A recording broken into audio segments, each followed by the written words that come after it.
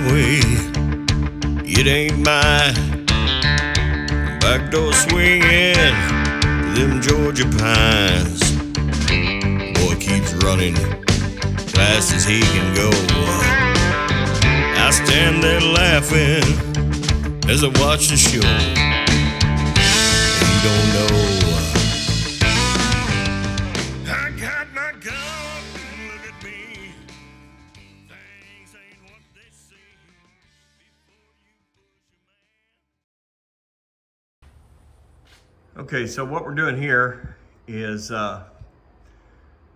we've spaced the back wheel for the caliper side and double checked the spacing for the belt, and it all seems to be good. What I like to do is take a string and run it up here to the frame, and we just tie it off to a bolt and frame. And we come down here and find the center post in the tube, and I put a piece of tape there so we can see the string and center that string on that piece of tape. And Ryan is on the axle adjusters right now, and I'm going to tell him about when to quit. So go ahead and start tightening up that side till we get the proper belt tension.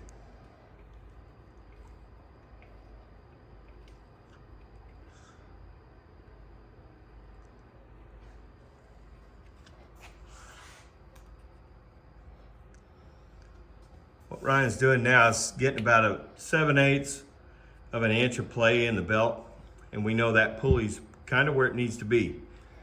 Now we're going to use the other side to straighten the wheel.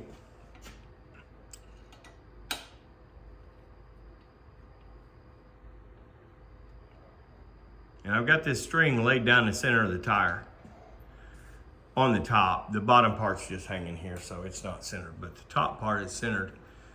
There's a little bit of a line in the tire that we can see from where they put the tire together that pretty much says center.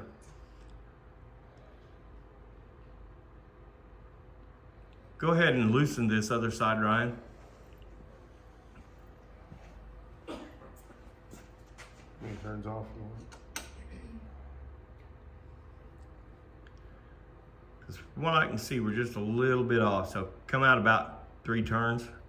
That's pretty good. That's going to be good enough for now. When we get this bike all built, put together, we'll get some lasers and we'll line this tire up with the front tire. We'll make sure everything's dead nut straight, and everything will be good from there.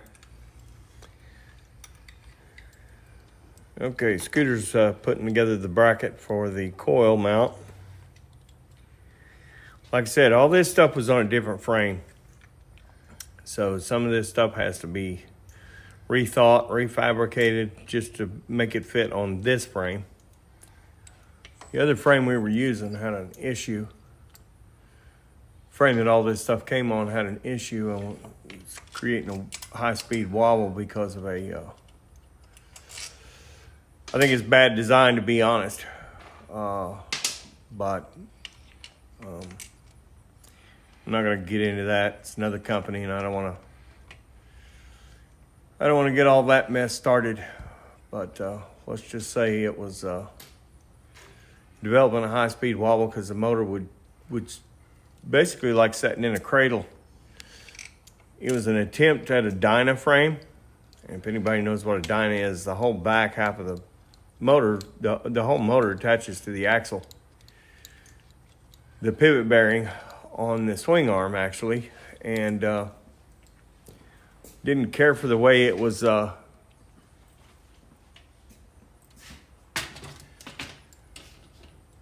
put together. Let's just put it that way. I don't want to, like I said, get into that, but I know these frames, and I've probably built 20 or 30 of them and never had any issue like that. So Raise this up. Fit in there. it's turn it around. No. Bolt that into that.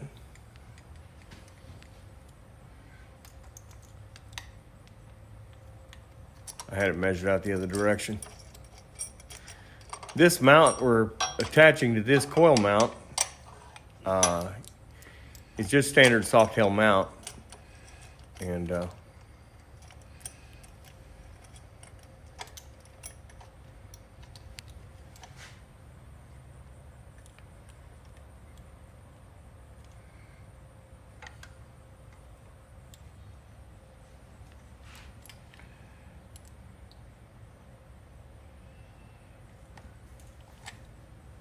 now how's the whole line up?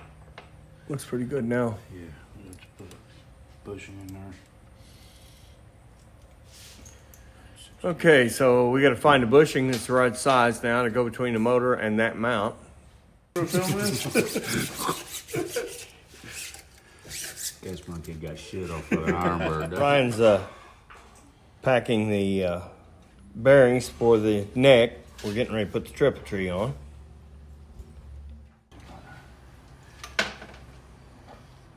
Who's that dead ball? Right behind you.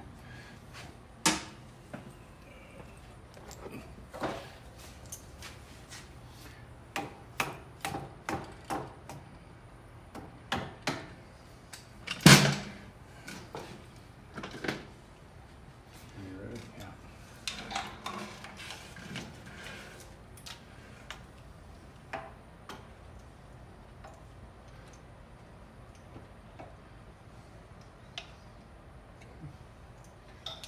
Push her up a little.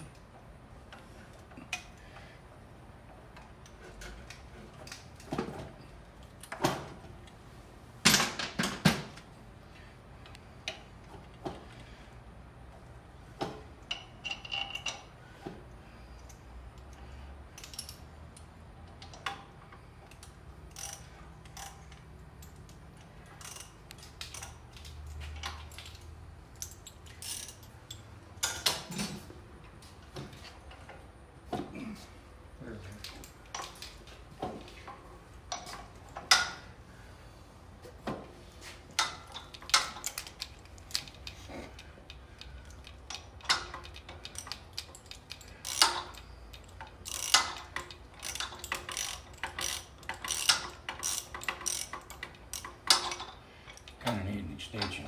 So I was just thinking, is that Top's ready to go.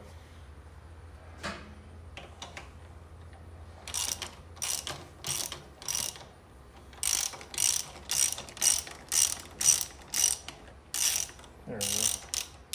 We'll put the legs in it before we crank it down. You got it ready? Yep.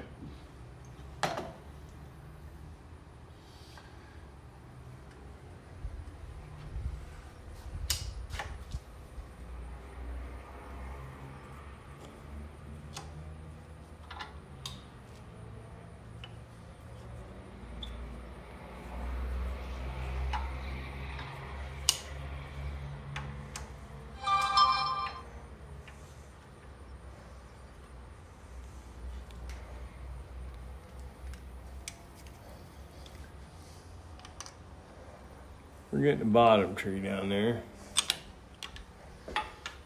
Same thing as this. This one's got to be tightened as well. There you go. You want to get the other side?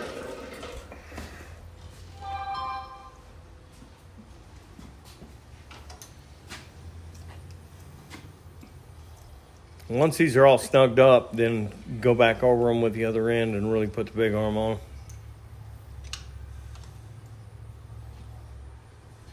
Okay. There's this one.